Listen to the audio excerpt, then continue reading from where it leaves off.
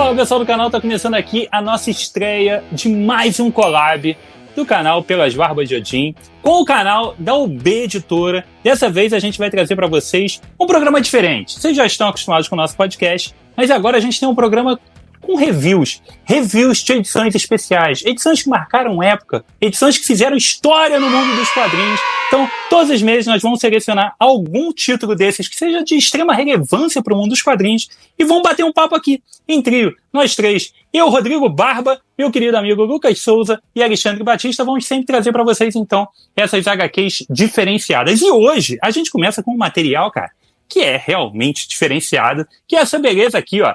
Odisseia Cósmica, o Lucas não está mostrando a dele, não sei porquê, mas a gente está falando hoje de Odisseia Cósmica.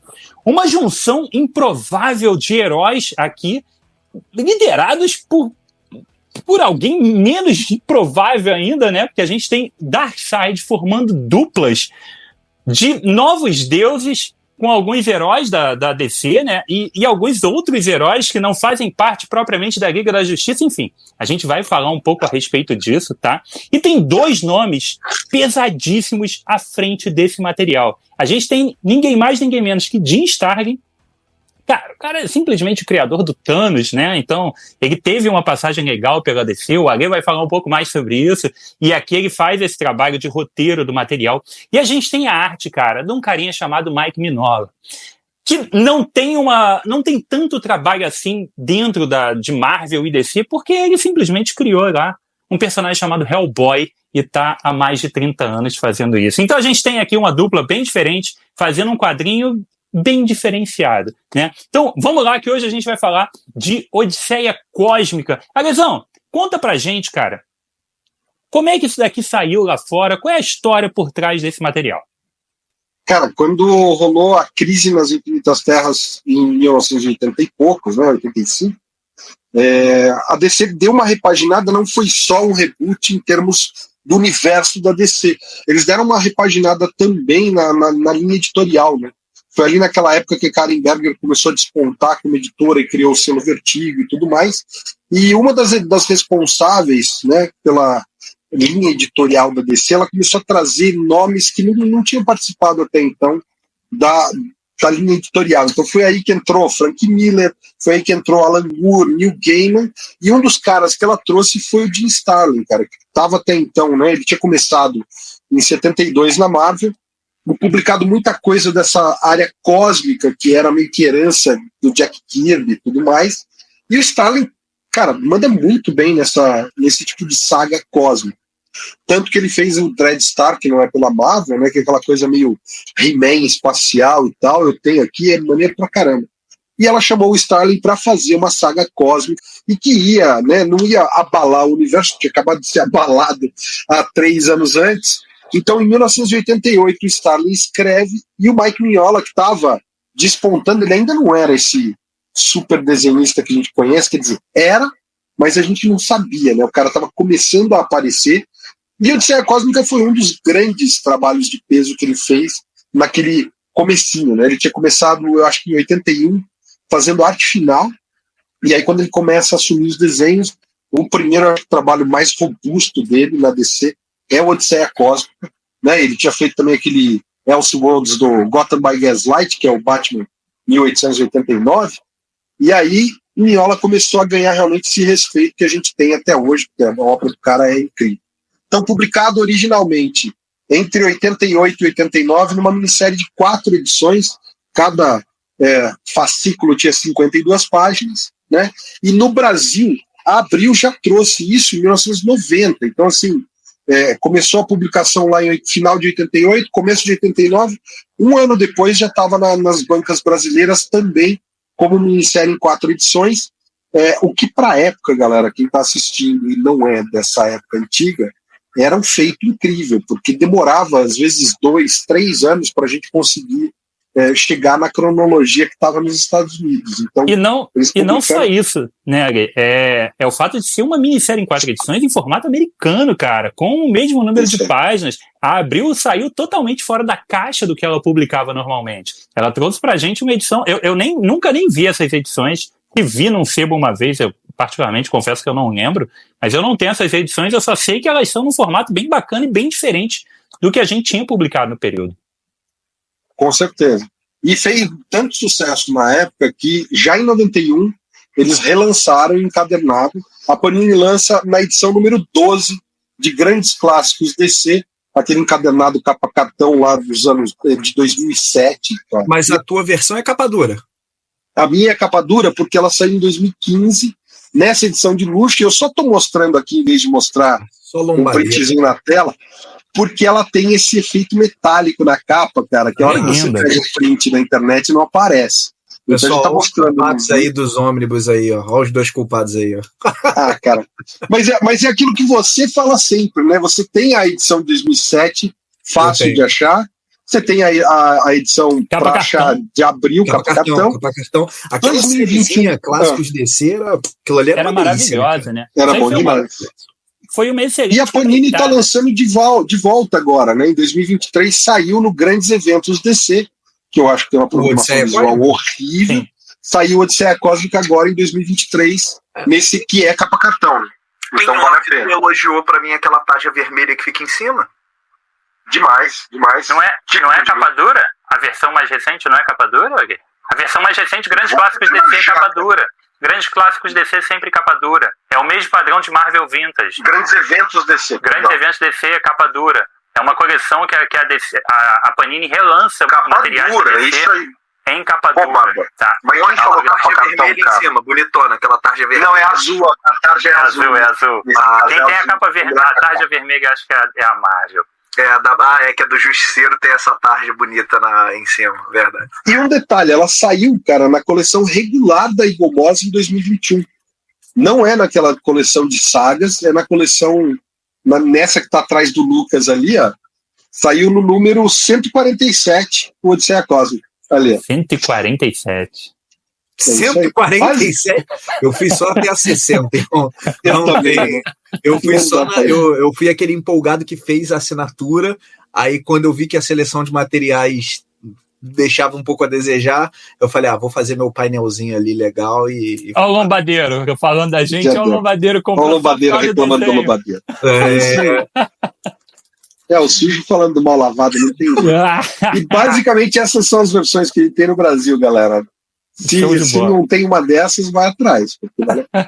Não, mas então, essa versão mais recente da Panini tá bem fácil de encontrar, embora ela tenha saído já há quase um ano, ela saiu no meio do ano passado. Ela é um material que você encontra facilmente no site da Panini ou no site da Amazon. Tem linkzinho dela aqui embaixo ainda para dar moral aqui pro programa, tá? Mas o que importa é o seguinte, cara. Você tem essa dupla fantástica, né? A gente tem o Jim Starlin, muito conhecido principalmente por fazer grandes eventos cósmicos, e a gente tem o Mike Mignola, que é sempre bom vê-lo desenhando alguma coisa diferente do Hellboy. Embora a gente ame ver o traço dele no Hellboy, aqui a gente vê algumas características da arte dele, mas é uma arte ainda diferente, ainda tentando se adequar, né? Tentando se manter dentro de uma Major ali, dentro da DC, tentando fazer alguma coisa não tão autoral assim. A gente percebe que é o Mignola, mas ele tá num caminho um pouco diferente. Então a gente tem realmente a oportunidade de ver esse cara desenhando os maiores heróis da DC. E numa história que é muito legal, cara. A gente já vai entrar em mais detalhes da história, que é o ponto principal aqui do programa, mas a gente tem basicamente a equação antivida, a grande equação antivida que o Darkseid está atrás há tanto tempo. Finalmente ela dá as caras lá e, na verdade, ela é meio que ela meio que ganha vida após ela ser decifrada, né? E a gente tem isso se tornando um perigo enorme para o universo. E o Darkseid acaba se juntando com os novos deuses. Então a gente tem uma união de Nova Gênesis, né, com Apocalipse para poder tentar combater isso. E aí a gente precisa da ajuda dos maiores heróis da Terra. É totalmente louca essa premissa, mas é divertida, tá? Existem vários pontos, vários locais do universo que tem que ser mapeados, investigados, enfim, que tem que ter ação. Então eles chamam esses heróis da Terra, que não são basicamente a Liga da Justiça. A gente tem aqui, por exemplo, a participação da Estelar, que é uma personagem dos Titãs, e ela também é convocada. Então a gente tem basicamente o Batman, o Superman, o Ajax, nosso querido caçador de Marte, né? Temos o John, que tem uma participação extremamente importante aqui, o John Stewart, Lanterna Verde. temos até uma participação do Etrigan, cara, que afinal de contas também é um personagem diretamente ligado a todo o legado do Jack Kirby. E esses personagens vão se juntar ali com os personagens dos Novos Deuses para ir participar de missões ali em duplas, e duplas mais improváveis ainda do que você consegue imaginar, para poder levar à frente essa história. Então vamos embarcar um pouco nisso daí, cara. Eu li o material recentemente, tinha lido lá atrás, tá? Mas reli o material agora recentemente e, porra, continua muito bom esse material de 88, né, como a gente falou, e continua extremamente divertido, e ele tem algum impacto, ele tem alguma relevância para o que viria a ser o futuro da DC, principalmente no Lanterna Verde John Stewart, né? É isso aí. Eu acho maneiro, cara, porque eles conseguem colocar um personagem B ali, que é um forrajador, né, para participar de um evento desse porte. Ele tá ali em uma ou duas revistas dos Novos Deuses, ele aparece muito pouco nas histórias todas, né? Ele é sei lá, eu acho que ele não é nem um novo deus, né? Ele é só um habitante de Apocalipse, que obviamente quando tá na Terra ele tem força aumentada e tudo mais. E de repente, cara, ele vira um dos melhores amigos do Batman. Isso eu acho fantástico na escrita de Jim Starlin, porque de repente ele passa a fazer muito sentido pro Batman em função dessa mudança de postura dele durante a saga. Então, não é spoiler, né? A gente tá falando de uma saga aí que tem 40 anos quase, galera. A morte dele impacta demais o Batman, né? Então, é bacana você ver que, embora você esteja nessa força-tarefa, o Batman, em momento algum, ele muda de postura em relação ao Darkseid. Tipo, cara, se é um vilão, a gente tá salvando o universo, mas eu não vou dar bola pra você, porque é o que aconteceu com o cara aqui, que é meu amigo, tá ligado? Então, eu acho isso um ponto. Eu sei que eu tô me antecipando aqui, mas eu acho maneiro pra caramba essa jornada no forrajador, porque era um game.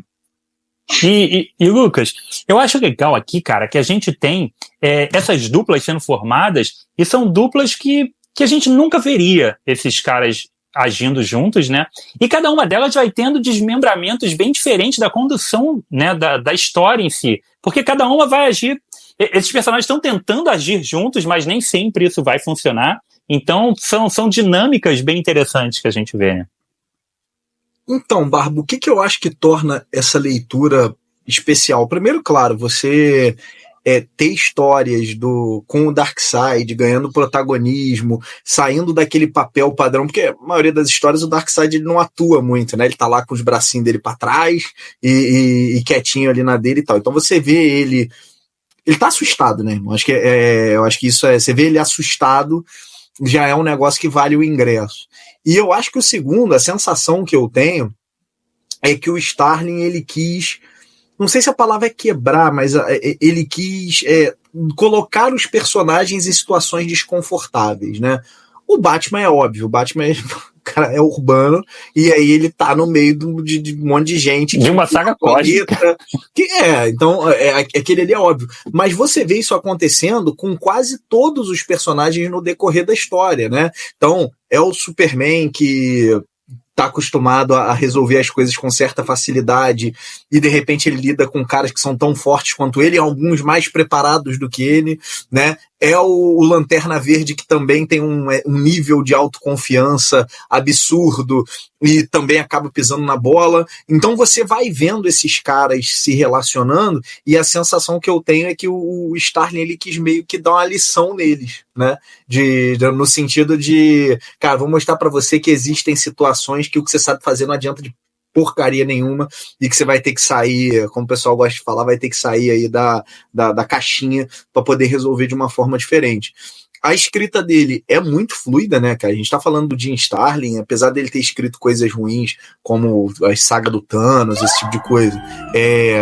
Olha, brincadeira, o Barba ali teve umas 5. Pô, cadê meu cartão vermelho aqui, cara? Mas brincadeiras à parte, assim, a escrita dele é muito fluida e o que o Mignola entrega de arte, também é um negócio para mim que é diferente, porque a gente está acostumado a ver aqueles visuais cósmicos, né, as páginas e tal, acho que com um desenho um pouco mais definido, um pouco mais com cara de comics, e aí vem o Mignola, que tem um traço extremamente característico e tal, e aí você começa a ver umas cenas assim, você fala, caraca, isso aqui não é bem o que eu tô acostumado a ver, não é bem como o espaço parece nos outros desenhos, então chama muita atenção, tá? E eu acho que o legal, né, para fechar, assim, é o que o Barba falou. Ele não pega a Liga da Justiça, não é aquele negócio assim, ó, pegamos os heróis da Liga e levamos lá. Não, ele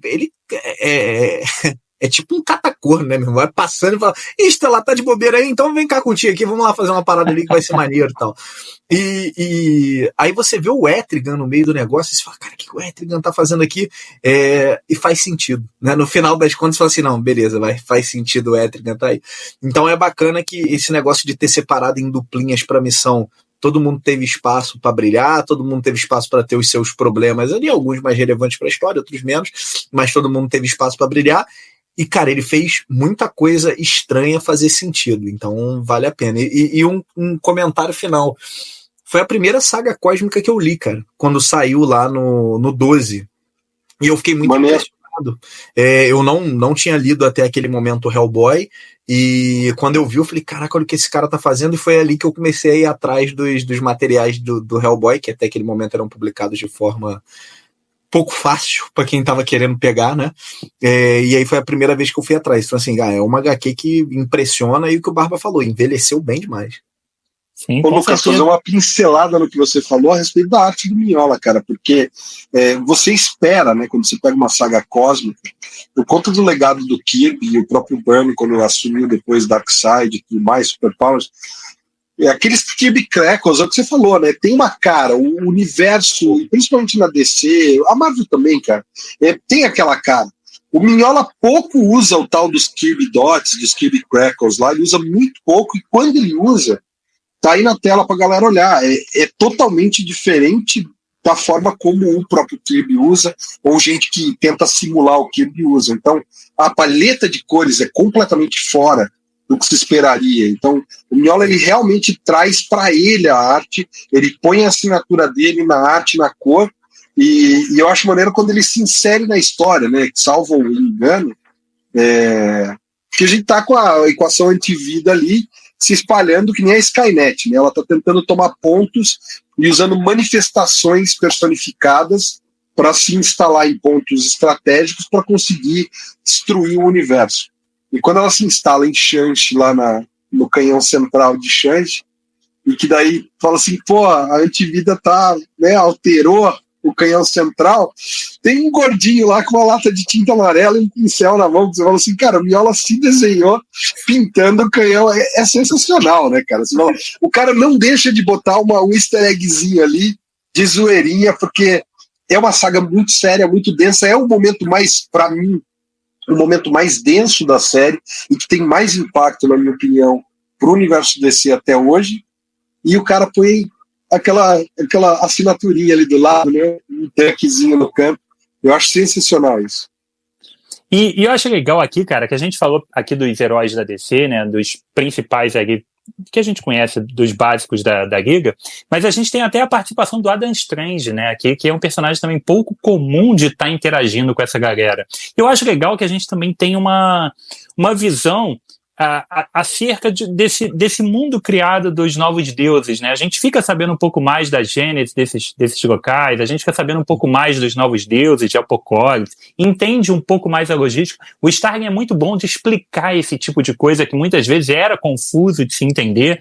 E se você não pegou o Quarto Mundo como eu, porque achou meio maçante, aqui é uma possibilidade de você se aprofundar um pouco mais a respeito desses temas. Então, acho, bem legal. E o legal também é que essas duplas, né, eles vão sendo enviados com uma missão que tem um senso de urgência, porque tem umas bombas que vão explodir, né, e que podem acabar com todo o universo, e que não nem tudo vai acabar tão simples assim. A gente não obrigatoriamente vai ter tudo sendo resolvido, a gente não vai ter obrigatoriamente todos os membros voltando vivos, como o próprio Agui já falou, pode dar merda pelo caminho, e esses locais que vão ser visitados também tem pontos interessantes, como o próprio povo lá dos gaviões lá, eles vão até Tanaga, então tem algumas coisas legais, existe uma exploração muito grande da parte cósmica mesmo do universo DC, que eu acho que, porra, é muito, muito legal. É uma revista que realmente tem essas duplas acabam funcionando, tem esse senso de urgência, né? Existe um senso de perigo e que você percebe o perigo dentro da própria revista, porque dá merda,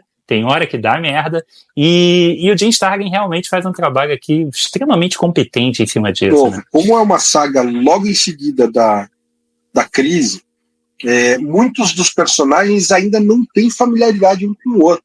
Então a gente vê muito, por exemplo, na troca entre o Ajax e o John Stewart. Eles não se conhecem tanto. Está impressionado, eles não se conhecem tão bem. Outra troca que você vê é aquela relação entre o Pai Celestial, o Darkseid e a galerinha ali dos Novos Deuses e tal. O Orion, né, é aquela coisa meio medievalesca. O Orion é filho de Darkseid, mas é o Pai Celestial que cria como uma coisa meio, você tá meio de refém aqui, porque você é filho do inimigo, mas eu vou te ensinar e tal, é bem medievalesco, e você percebe que o Orion ainda não está acostumado com os jeitos de Nova Gênese, então ele ainda tem muito do Orion, filho de Darkseid, que é um cara, até hoje eles mantêm essa característica no Orion. Ele não é suavizado, né, nos 952 na Mulher Maravilha ele tá ainda com essa pegada. Isso aí. Mas ali a coisa era de fato inédita, né? Ali o Pai Celestial ainda tá tentando falar para ele, cara, termina a HQ, né? Com ele dizendo, cara, você precisa aprender a ter tolerância, né? E o Orion vira e fala, como quiser, Pai Celestial. E termina a HQ numa parada que eu acho que talvez isso seja a coisa que mais ressinto de falar, a galera não teve coragem de desenvolver isso para um outro rumo, né? Ele segue nessa coisa de ser turrão, violento, impetuoso e de poucos amigos. Então, o que eu ia comentar era isso, né, cara, desse final. Porque quando você vê é uma saga cósmica, tal, não sei o quê, normalmente termina com, e tudo foi resolvido, todos ficaram bem, né, e vamos ali no bar da esquina tomar uma gelada, né, é mais ou menos nessa vibe.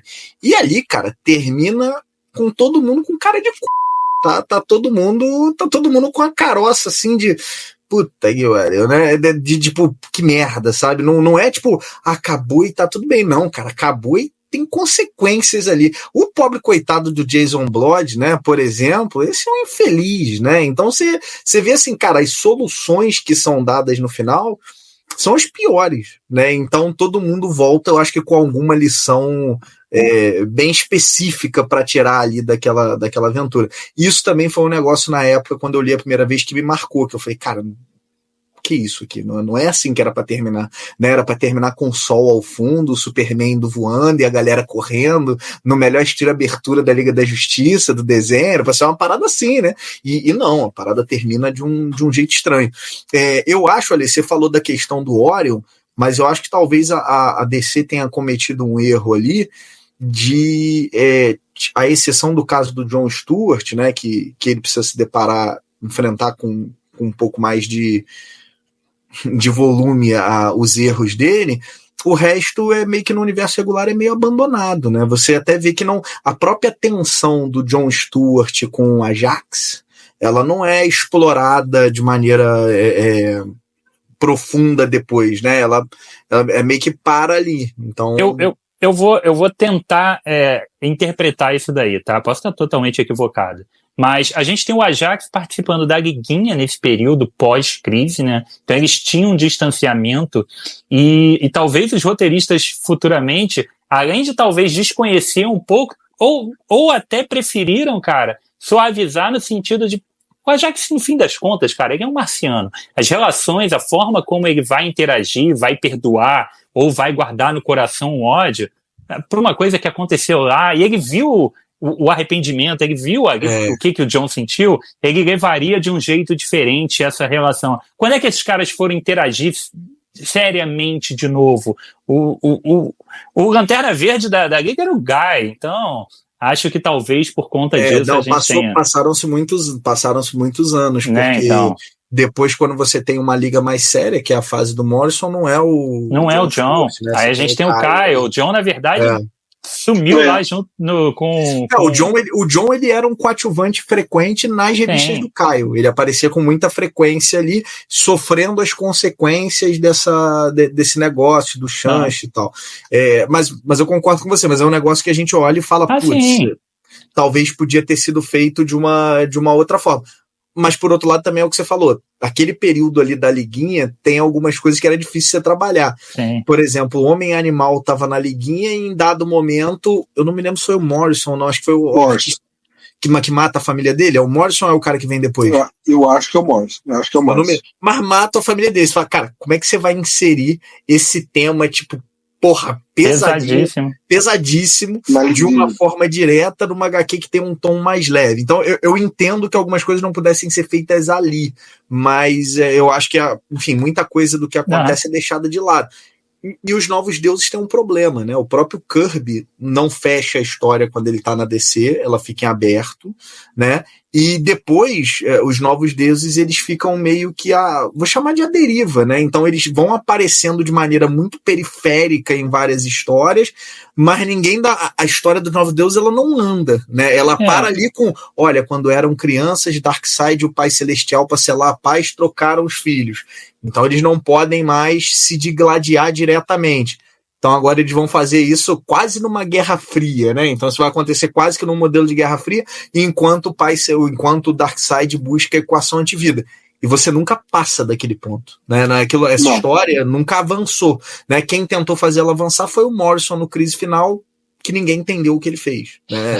Então é isso. Isso é papo para outro programa. Isso, cara, essa consequência, especialmente da equação antivida, ele chega na equação antivida, ela sai de controle e depois isso volta para estaca zero. Quer dizer, ele segue procurando a equação antivida. Perdeu de novo, ele esqueceu. No meio da confusão, ele perdeu. Mas aquilo do tipo, você conseguiu a parada, e você viu que não deu certo. Mas peraí, aí você volta a querer a parada. Tu perde a chave de casa uma vez, aí tu acha. Aí tu sai de casa, perde de novo. Aí tu não vai procurar porque tu já procurou uma vez.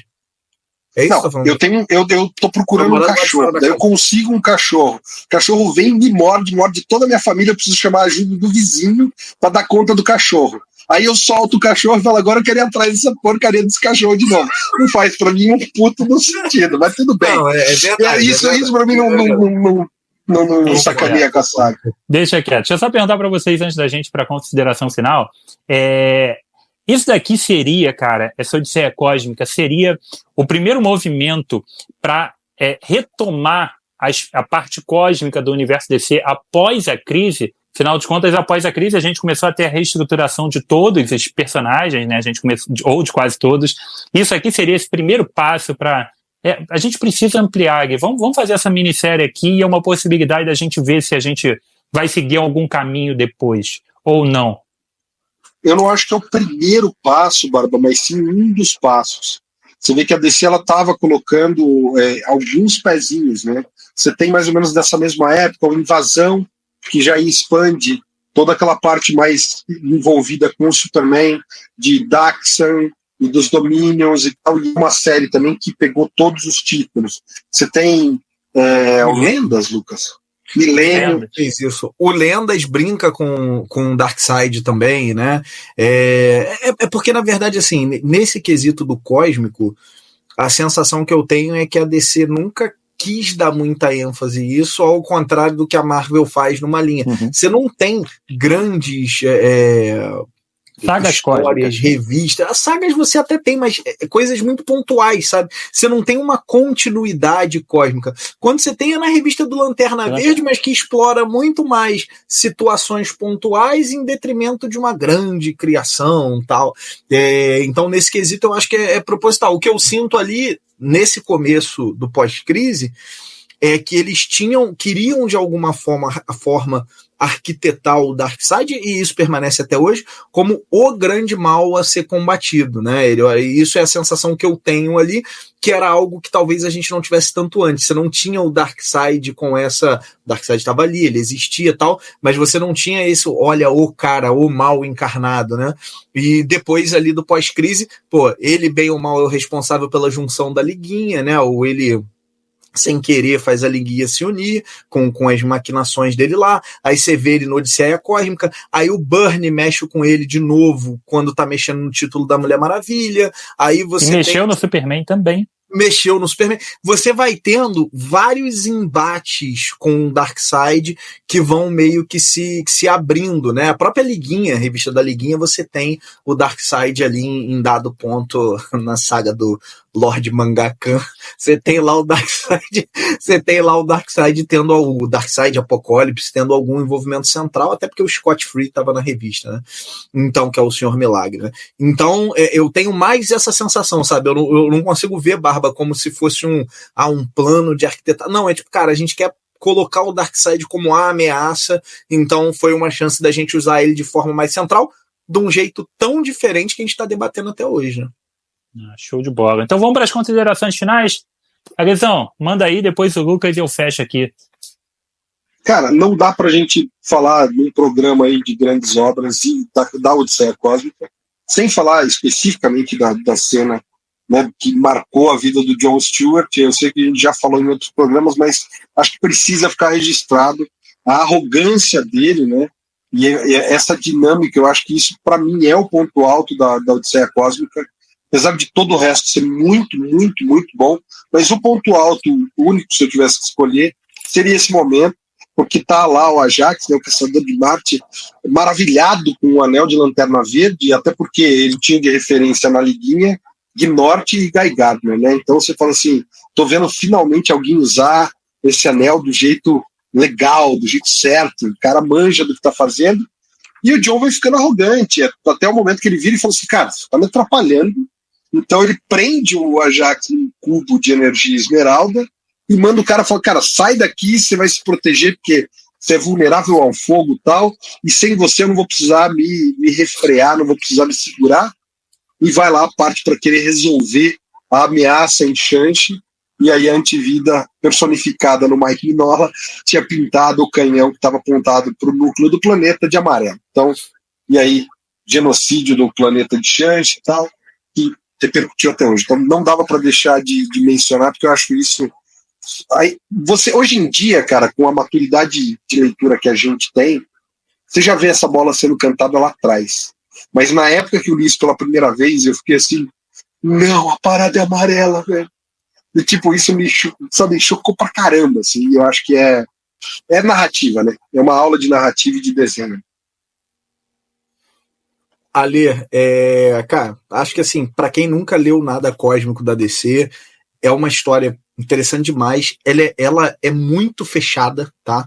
Então, eu não conheço nada, nunca li nada. Cara, dá pra embarcar assim, que tudo que você precisa ter de informação, eles vão te dar ali, né? E são os personagens nas suas versões clássicas muito reconhecíveis. Então, é o Superman com a cueca por cima da calça, é o Batman, então tá tudo muito bem redondinho, tá? Então é legal falar isso porque é uma saga muito permissiva pra quem tá de fora.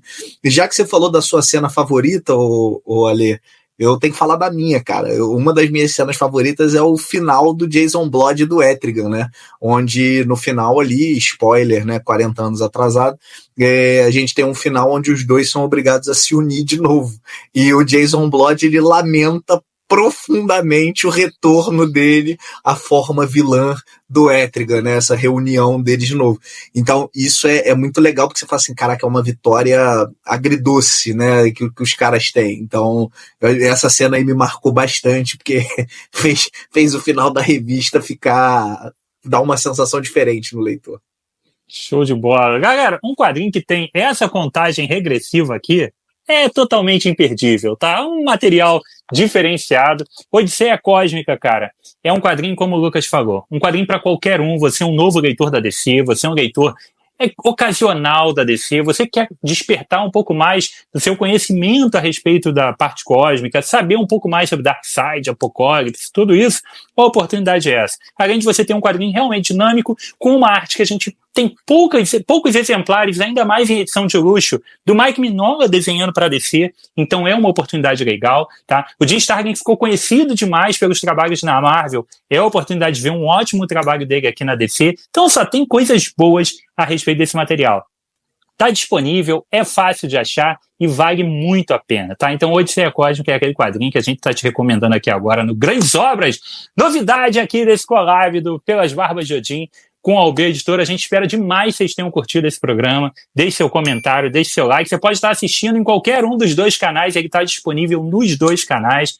Assista no outro também, deixa o like lá no outro canal também e conheça o trabalho que nós fazemos aqui durante a semana com um monte de programa, tá? A gente espera realmente demais que vocês tenham curtido a empreitada e que todo mês vocês voltem para assistir mais um episódio de Grandes Obras. E deixa aí o que você acha que deve entrar no próximo programa de Grandes Obras, beleza? Então foi isso, aqui comigo, Rodrigo, com o meu querido Alexandre Batista e com o Lucas Souza, nosso primeiro Grandes Obras. Um abraço e até a próxima. Valeu!